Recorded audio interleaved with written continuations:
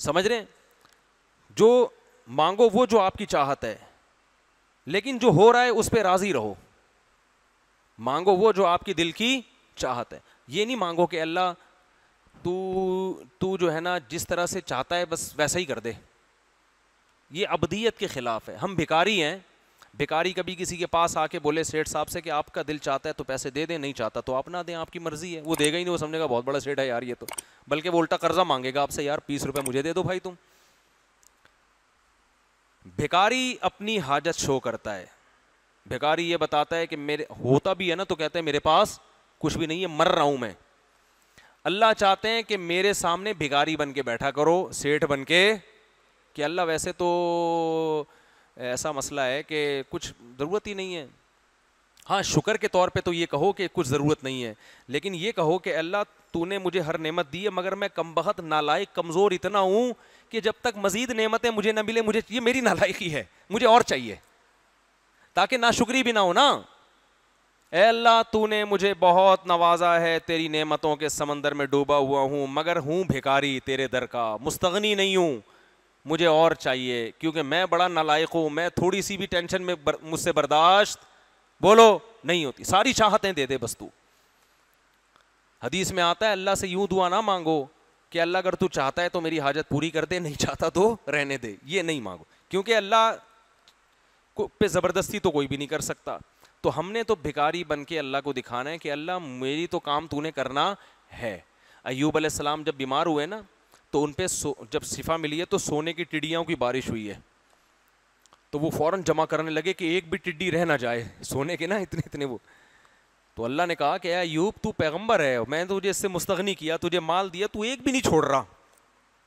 تو ایوب علیہ السلام نے کہا اللہ میں تیری رحمت سے مستغنی بولو نہیں، بہت دیا ہے لیکن اگر تو مزید دے رہا ہے تو اور چاہیے.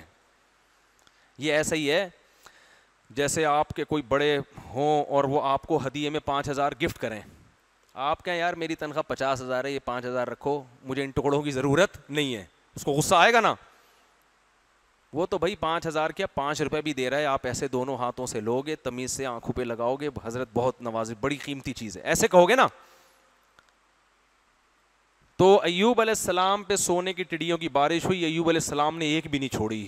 صحیح ہے نا، ایک بھی نہیں چھوڑی. موسیٰ علیہ السلام نے جب دونوں لڑکیوں کو پانی پلایا نا کنویں پہ، تو پانی پلانے سے تو نیت اللہ کی رضا تھی، کوئی مفاد بولو نہیں تھا، لیکن دل میں ایک بات پیدا ہوئی کہ بھئی میں مسافر ہوں، نہ میرے کھانے کا انتظام، نہ پینے کا انتظام، نہ کوئی ٹھکانہ، تو شاید یہ اپنے ابا کو جا کے کہیں کہ ایک بندے نے ہماری خدمت کی ہے، شاید وہ کچھ پیسے دے دے مجھے، شاید وہ کچھ کھانا وانا کھلا دیں.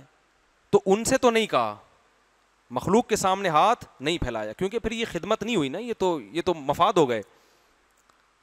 دل میں جب خیال آیا تو اللہ سے کیا کہا کہ اللہ ان سے امیدیں نہیں ہیں مگر تجھ سے امیدیں ہیں، اور اگر ان کے دل میں کوئی ایسی بات آتی اور مجھے کچھ اجرت مل جائے تو میں تیری رحمت سے مستغنی نہیں ہوں. ربی انی لما انزلت الی من خیر فقیر. درخت کے نیچے کھڑے ہو کر دعا مانگ رہے ہیں، اللہ اگر تو نے میرے ساتھ کسی بھلائی کا ارادہ کیا ہے تو یہ آپشن ضائع نہ ہونے دینا، کر لے وہ بھلائی، میں فقیر ہوں، محتاج ہوں. یہ نہیں کہہ رہے کہ اللہ میں نے تو ان کو پلایا پانی تیری رضا کے لیے، اب ایسا نہ ہو کہ ان کے دل میں پیسے ویسے دینے کی بات آ جائے اور یہ مجھے گھر لے جائیں اور ٹھکانہ مل جائے. یہ میں تو ایسے ہی زندگی گزاروں گا ننگے پاؤں اور تھکا ہوا، اور ایسے ہی میں عادی ان چیزوں کا. تو مجھے اور آزما، میں دیکھ میں ابھی مزید بھوکا رہ کے دکھاؤں گا، 6 دن اور بھوکا رہ کے دکھاؤں گا تیرے لیے. یہ اسٹائل اللہ کو پسند بولتے کیوں نہیں ہے، تواضع پسند ہے. اللہ مخلوق کے سامنے نہیں مگر تیرا محتاج. اللہ کو آپ کی یہ ادا اتنی پسند آئی، اللہ نے کہا موسیٰ صرف روٹی پانی کا انتظام نہیں ہوگا، شادی کا انتظام کرا دوں گا میں تیری. صحیح ہے نا، کیونکہ اجنبی آدمی کو بیوی بھی تو چاہیے نا ایسے علاقے میں. اللہ نے ایسے خاندانی جگہوں پہ حضرت موسیٰ کی شادی کرا دی اور پوری پراپر جاب کا انتظام ہو گیا، بکریاں چراؤ یہیں کھانا پینا آپ کا. 10 سال کے بعد بیوی کو لے کے جانا، فرعون بھول بھلیاں ہو چکا ہوگا، وہ اللہ نے پھر جاتے ہی فرعون کے پاس ہی بھیج دیا ڈائریکٹ. ٹھیک ہے نا. تو مستغنی نہیں ہونا ہے، سمجھ رہے ہو؟ اللہ سے کیا کرنا ہے؟ بھکاری بن کے مانگنا ہے. تو اللہ تیری نعمتیں بہت ہیں مگر اور چاہیے. تو کیا بات چل رہی تھی؟ ہاں لیکن جو مقدر میں ہو اس پہ راضی رہنا ہے. مل جائیں نعمتیں ٹھیک ہے, نہیں ملیں بھائی اللہ کی یہی مرضی ہے. تو اللہ کی یہ چاہت ہے, اللہ کی یہ خواہش ہے کہ میرے در کے بھکاری بن کے. دیکھو جلدی افطار کا حکم کیوں ہے ہمیں پتہ ہے؟ اللہ کی خاطر ہم بھوکے پیاسے رہتے ہیں. غروب آفتاب کے بعد اللہ کی طرف سے اب بھوکا پیاسا رہنے کا حکم نہیں ہے. اب افطار میں جلدی کا حکم کیوں ہے؟ اب فنٹر مت بنو کہ اللہ تو نے حکم دیا تھا 14 گھنٹے کے روزے کا, تو کیا سمجھتا ہے ایسے 14؟ میں تو 18 کا رکھ کے دکھاؤں گا. سورج غروب ہو گیا, سائرن بج رہا ہے, اب میں 4 گھنٹے اور بھوکا رہوں گا. یہ ابدیت کے خلاف. یہ غلاموں کا یہ کام نہیں ہوتا, بھکاریوں کا یہ کام نہیں ہوتا. بھکاری کیا کرے گا؟ پہلے سے پکوڑے بنانا شروع کر دے گا وہ, ٹھیک ہے نا, بیوی سے اثر کے بعد اس کو ٹینشن دینا شروع کر دے گا, بیگم افطاری کا ٹائم ہونے میں آدھا گھنٹہ رہ گیا, 1 سیکنڈ بھی تاخیر ہوئی نا تو اچھا نہیں ہوگا. یہ ادا اللہ کو پسند ہے. بھائی اللہ ہم تو بھوک پیاس ہم سے برداشت نہیں ہو رہی. بھوک تو سب کو لگ رہی ہوتی ہے, نہیں لگ رہی اس کا مطلب پیٹ خراب ہے آپ کا.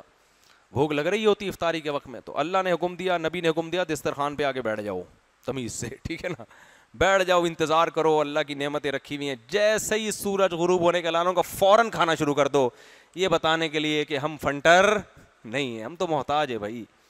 اس لیے حکم دیا سحری بھی کرو, بغیر سحری کے روزہ رکھو گے مشکل ہو جائے گا. تو یہ فنٹر گیری اللہ کو پسند نہیں ہے. جتنا حکم دیا بس اتنا کرو, اس سے زیادہ فنٹر بننے کی کوشش نہیں کرو. بعض لوگ ایسے فنٹر بن رہے ہوتے ہیں, ایکچولی ہم تو افطاری میں صرف ایک کھجور کھاتے ہیں اور ہمیں تو میں کہتا ہوں آپ کو یہ تکلف کی ضرورت کیا ہے کھجور کھانے کی؟ کیا خیال ہے؟ آپ کو نیمبو چٹا دیا کریں گے ہم آپ کو تھوڑا سا, اتنا کافی ہے. بعض لوگ ایسے مجاہدے کروا رہے ہوتے ہیں نا, میں کہتا ہوں بھائی ہم تو کھاتے ہیں تمیز سے یار, ہاں غلط چیزیں نہ کھائیں, ٹھیک ہے, مزہ آتا ہے خدا کی قسم, ہر لقمے پہ مزہ آتا ہے, ایسا رگیں تر ہوتی ہیں. ہمارے نبی کیا دعا مانگتے تھے افطاری کے بعد؟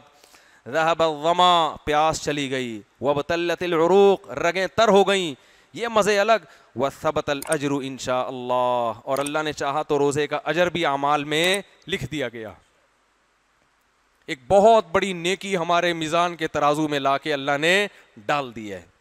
حضرت حکیم اختر صاحب رحمہ اللہ تعالیٰ فرمایا کرتے تھے, جب عید کا چاند نظر آیا کرے نا تو رونا دھونا نہیں کیا کرو, ہائے ہائے ہائے رمضان چلا گیا, ہائے ہائے ہائے ہائے رمضان یہ ہو گیا.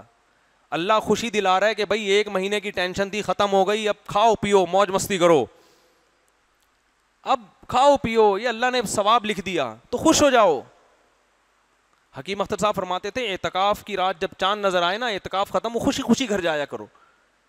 بہت فنٹر بن رہے ہوتے ہیں. ایک صاحب مجھے کہنے لگے 1 روزہ کھا گئے وہ, میں نے کہا رکھ لے تو بھائی 1 روزہ اگر کھا گئے تو کل رکھ لے دوبارہ, تجھے کس نے منع کیا؟ عید کے بعد 1 رکھ لینا, نہ رکھ رہا ہے بس ایسی بات. تو چاند نظر آئے بھائی خوشی, ہاں ایک رمضان سے ایک محبت ہو جاتی ہے, اس کی وجہ سے اگر لاشعوری طور پہ رونا آ رہا ہے وہ تو اچھی بات ہے, وہ تو ایمان کی علامت. لیکن بیٹھ کے پروگرام ہو رہا ہوتا ہے بعض لوگوں کا رونے کا, ہائے یہ کہ ڈائلاگ چل رہے ہوتے ہیں, تو ہائے ہوئے کرنے کی ضرورت نہیں ہے. خوشی کا دن ہے بھائی, خوشی مناؤ. جب اللہ نے کہا روزہ رکھو, دیکھو کیسی تراویح شارٹ ہوتی ہے نا. اگر چاند کا اعلان نہیں ہوا اور 10 رکعت تراویح پڑھ چکے تھے آپ, 12 رکعت پڑھ چکے تھے, جیسے ہی اعلان ہوا 13ویں رکعت کی امام کو اجازت نہیں ہے کہ بھائی جو مجاہدہ تھا اللہ کی طرف سے کیا ہو گیا, ختم. ہمارے والد صاحب بتاتے تھے ایوب خان کے دور میں, یہ ہلال کمیٹی نہیں تھی نا صدر ایوب خان کے دور میں, تو چاند کا بڑے گھبلے ہوتے تھے. ایک دن عید کے دن اعلان ہوا ہے کہ آج عید ہے, یعنی 30واں روزہ رکھا ہوا تھا, 11 بجے اعلان ہوا کہ چاند نظر آ گیا تھا رات, تو سب نے فوراً 11 بجے روزہ توڑا ہے. کیوں توڑا بھائی؟ علماء نے کہا روزہ رکھنا کیا ہے, حرام. کیوں توڑا؟ اس لیے کہ آج اگر روزہ رکھا تو اللہ نے تو روزے ختم کر دیا, آپ اللہ سے آگے نکلنے کی کوشش کر رہے ہو. اسی وجہ سے عید کا روزہ کیا ہے, حرام ہے. اور ہمارے نبی عید کے دن عید الفطر میں صبح کھا کے آیا کرتے تھے, حالانکہ آپ ناشتہ نہیں کرتے, لیکن عید کے دن پہلے کھاتے تھے, یہ بتانے کے لیے کہ آج ہمارا روزہ نہیں ہے, ہم پہلے کھائیں گے. بقرعید میں پہلے کھانا سنت نہیں ہے. اب فرق کیا, عید دونوں عیدیں ہیں بھائی, یہاں روزے ختم ہوئے ہیں یہ بتانے کے لیے کہ آج ہم صبح بھوکے نہیں ہوں گے, پہلے کھائیں گے بعد میں نماز پڑھیں گے. اور بقرعید میں ایسی کوئی حکمت نہیں ہے, کھاتے ہی آ رہے ہیں. آج ہم جو ہے نا اللہ جو ہمیں گوشت کھلائے گا اس سے کھانا شروع کریں گے ہم, وہ اللہ کی ضیافت ہے. تو بار بار جگہ جگہ اسلام آپ کو گائیڈ کرتا ہے, ایسی گائیڈنس آپ کو خدا کی قسم کسی مذہب میں نہیں ملے گی. تو اللہ کے در کے محتاج بن کے اللہ سے مانگا کرو. پھر بھی کوئی مصیبت آ جائے تو کیا کرنا ہے؟ صبر. اللہ تعالیٰ سمجھنے کی عمل کی توفیق عطا فرمائے. وما علینا الا البلاغ.